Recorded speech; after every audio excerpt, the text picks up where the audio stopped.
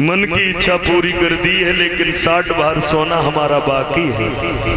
हरिश्चंद्र ने कहा मेरे पास कुछ नहीं है, अब तो हमें आज्ञा दीजिए, जाने दीजिए। जो भी सोना तुम्हारा बचा है वो हम दरबार में चल करके देंगे। हरिश्चंद्र विश्वामित्र की कलाई पकड़ी, दरबार में आए, नौकर से कही कि तुम इन्हें 60 भार सोना निकाल करके दे दो। नौकर ने कही महाराज चाबी दे दो। जब चाबी मांगी तो चाबी तो हरिश्चंद्र के पास है ही नहीं, चाबी पहले ही दान कर दी। विश्वामित्र बोले हरिश्चंद्र फंस गए शिकंजा में, ये चाबी तुमने दान कर दी तो इस चाबी पर तुम्हारा अधिकार नहीं है, इस खजाने पर तुम्हारा कोई अधिकार नहीं है। यहाँ के अब राजा तुम नहीं हो, राजा हम हैं, क्योंकि खजाने की चाबी और घोड़ा की लगाम तुमने दान की है। हरिश्चंद्र ने जो ये सुना, खुशी खुशी अपने शीश पे से मुकुट उतारा और महात्मा के सिर पर रख दिया। अगर तुम यहाँ के राजा हो तो हम तुम्हारे सेवक हैं, हम तुम्हारी सेवा करेंगे, मगर एक आपसे छोटी सी विनती है। क्या? बोले सुनो।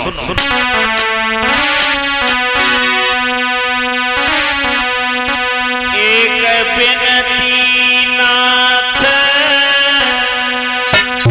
हमारी, और मेरी प्रजा के नर नारी, एक विनती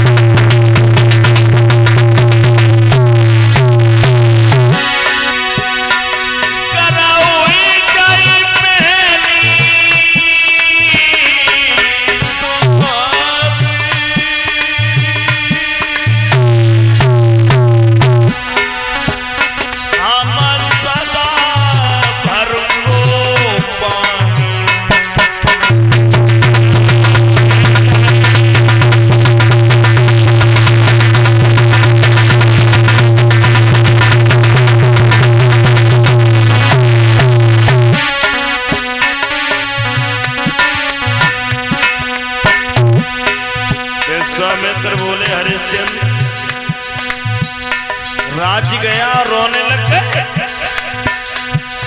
अरे तुम होते कौन हो हमें सलाह देने वाले?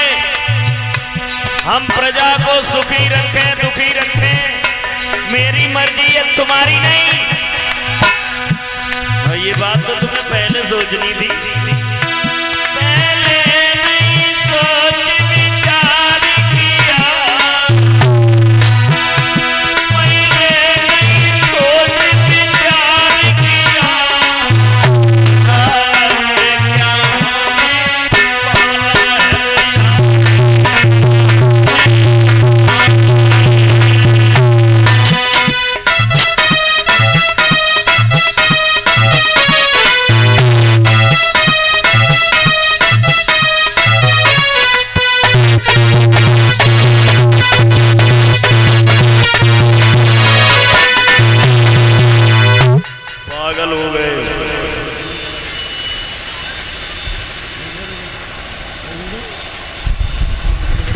ये बात तुम्हें पहले सोचनी थी।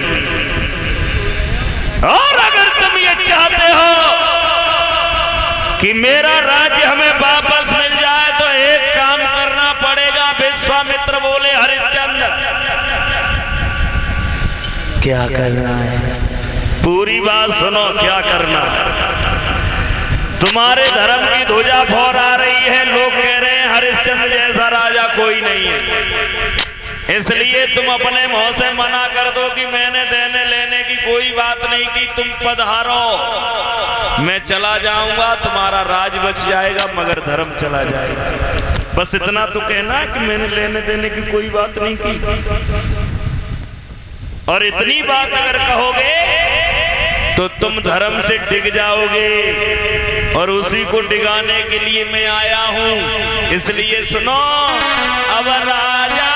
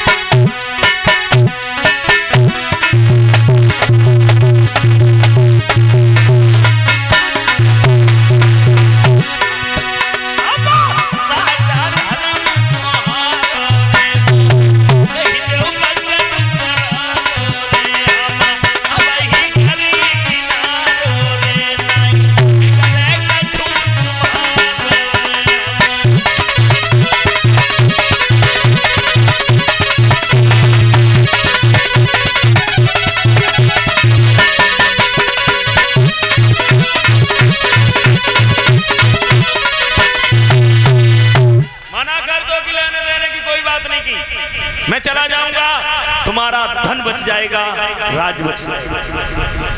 हरिश्चंद्र कहने लगे मर सकता हूं, हर दीवार से टकरा सकता हूं,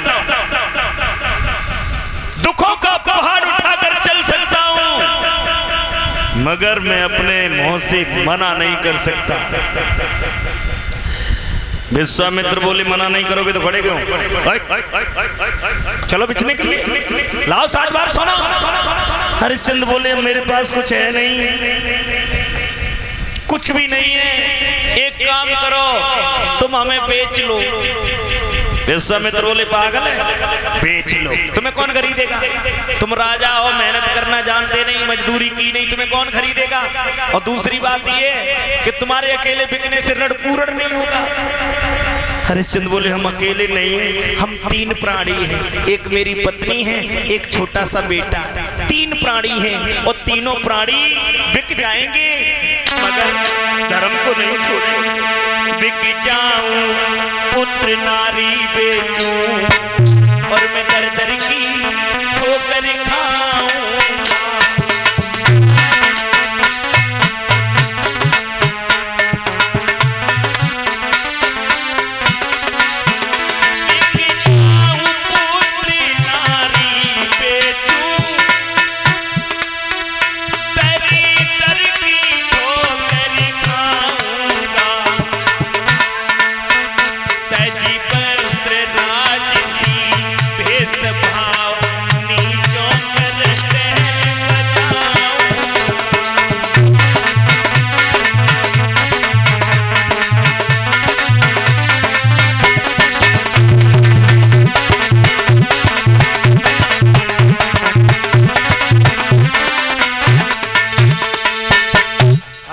प्राणी हैं, मर जाएंगे मगर धर्म को नहीं छोड़ेंगे। हरिश्चंद्र की बात सुनी विश्वामित्र मुस्कुरा कर बोले अब हम समझ गए, तुम अपने मुंह से मना नहीं करना चाहते हो, अपनी पत्नी के मुंह से मना करवाना चाहते हो। पागल हो, किसी की ऐसी पत्नी है जो अपने पति के साथ में बिक जाए? हरिश्चंद्र बोले मेरी पत्नी धर्म पत्नी है, मेरी पत्नी मेरी हर बात मानती है, तो ये बात भी मान लेगी। विश्वामित्र बोले तो जाओ पूछ के आओ बिकेगी कि नहीं बिकेगी। हरिश्चंद्र सिर के मुकुट को उतारकर तलवार को छोड़कर आज नंगे पैर अपनी अर्धांगिनी के पास के लिए चले हैं। जो पतिव्रता स्त्री ने अपने पिया को आता हुआ देखा, समझ गई आज कुछ न कुछ गड़बड़ है। पहले इतने उदास कभी नहीं आते थे। तारा ने एकदम आरती उठाई और जैसे ही पति पर आरती घुमाई, हरिश्चंद्र ने हाथ पकड़ लिया, ठहर जाओ बकरे, अब आरती न उतारो हमारी, क्योंकि इस आरती पर तुम्हारा अधिकार नहीं।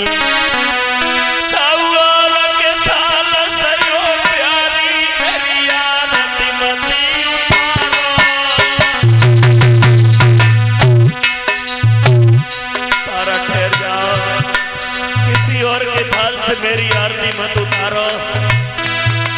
दादा माला राज सब छूटी गओ अधिकारा को हमारो।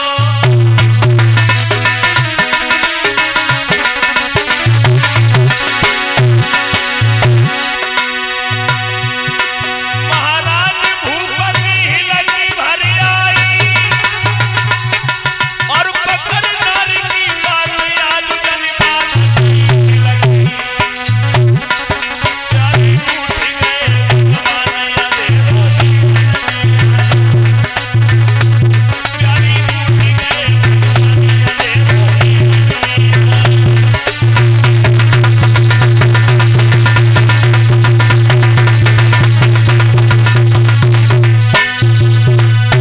हाथ पकड़ के कहा तारा किसी और के थाल से आरती न उतारो।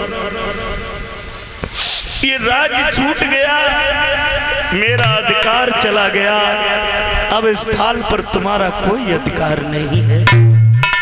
तारा बोली महाराज राज ही चला गया, हमारे हाथ पैर कहीं नहीं चले गए। हमारे 2-4 बच्चे नहीं है, एक लड़का है, मेहनत मजूरी करूंगी पाल लूंगी।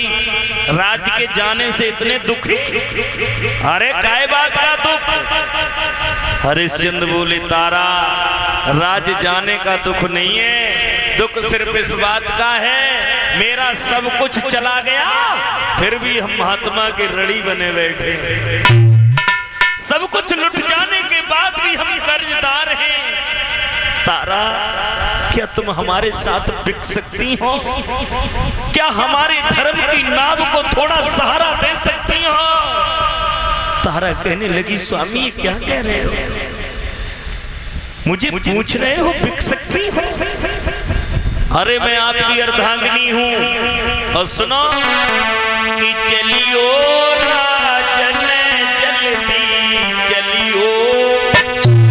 देखिए वो भी पतिव्रता स्त्री है, अपने पति से कहती है कि चलियो राजनी जल्दी चलियो, तुम प्रथम हमें बेच लीजो।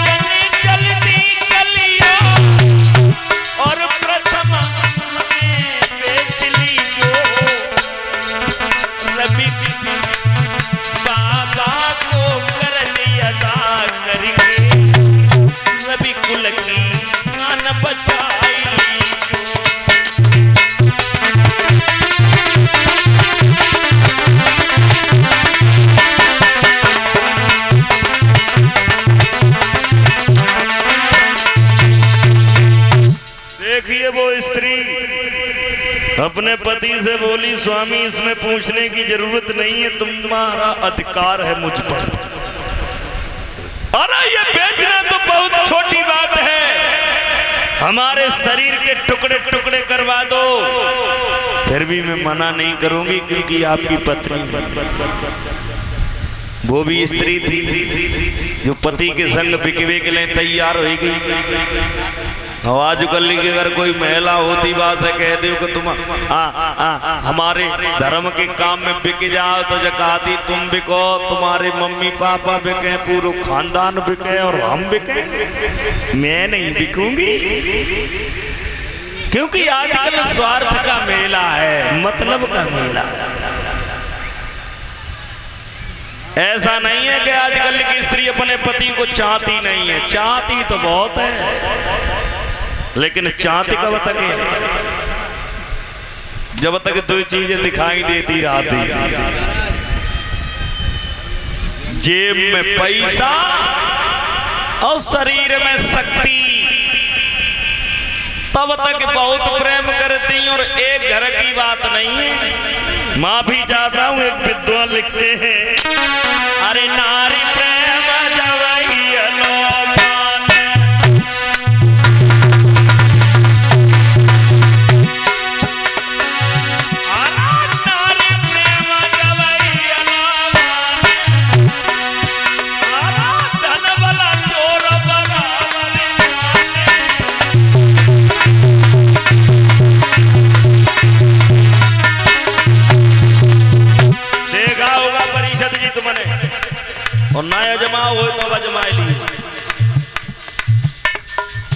आदमी को बाहर जाए पैसा पैदा करके लाए, घर में जब घुसे तो अम्मा देखते मोगाए और बहू देखते जेब घाए,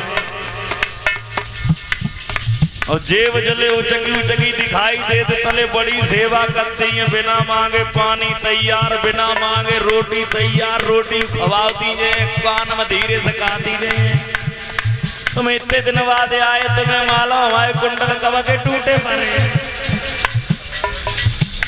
और जब जेब खाली हुई जा फिर भाई स्त्री अरे धनो बनो कमी हुई जा, प्रेम छुटी जा तुनार को भाई, बोले करुए बोल कहे करी जाऊं पिया तो खदाई।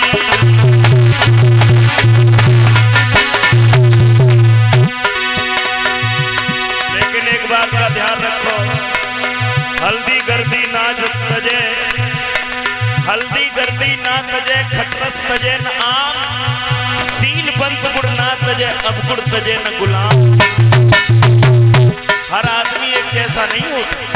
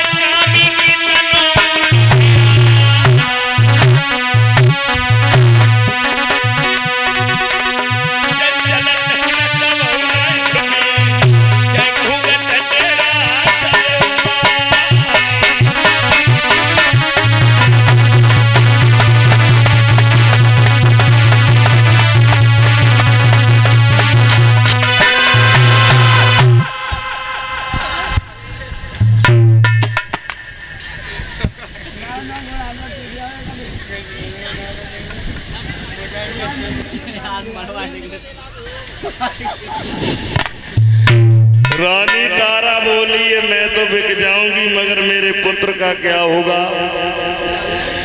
तो रोहितास भी आया और कहने लगा पिताजी तुम हमें भी बेच लो, मगर इस बाबा के रण को चुका था। ऋणी इंसान कभी सिर उठा के नहीं चल सकता। हरिश्चंद्र ने रोहितास को गोद में भर लिया और कहा बेटा तुम जैसे पुत्रों से पिता को गर्व है।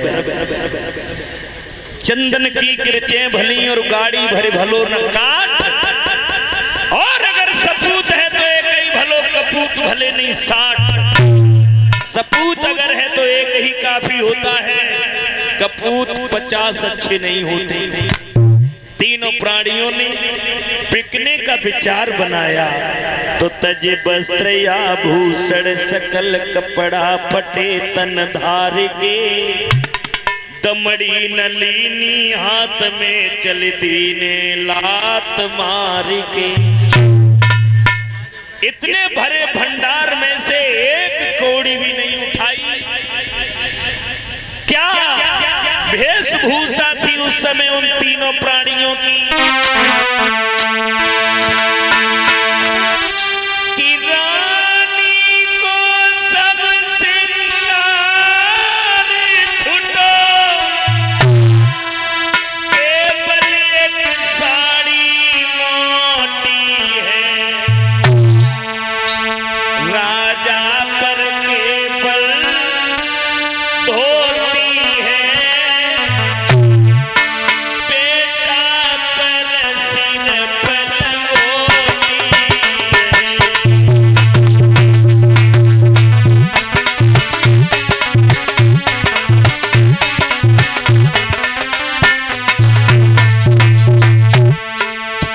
रानी सोने चांदी और हीरों के आभूषणों से लदी रहती थी। आज केवल शरीर पर एक साड़ी है, वो भी मोटे कपड़ा की। महाराज हरिश्चंद्र जब घर से पहले तो हजारों लोग मुड़ मुड़ करके देखते थे कि सम्राट जा रहा है, आज उसके शरीर पर सिर्फ लंगोटी है। राजा, पुत्र, तारा, ये तीनों भिखारियों जैसा भेष बनाते हैं। जैसे ही महलों से दरवाजे पर आए, दासी ने अपनी महारानी को इस हालत में देखा, खड़ी हो गई, हाथ पकड़कर बोली, मैं कैसे रहूंगी तुम्हारे बगैर नहीं जी पाऊंगी।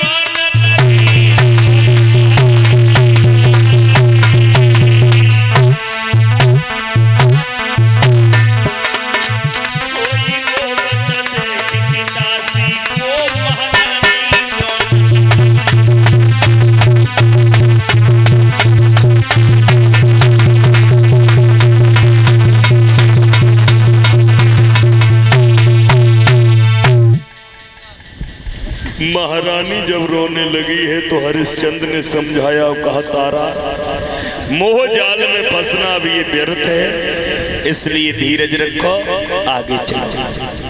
विश्वामित्र ने कहा, हम तुम्हें काशी में चल करके बेचेंगे। तीनों प्राणी जब अयोध्या नगरी को छोड़कर काशी की ओर बढ़े हैं, जून का महीना था, जमीन तप रही थी, आकाश में से सूर्य तप रहा है, नंगे पैर चल रहे हैं, पैरों में फपोला पड़ गए। वो जून की गर्मी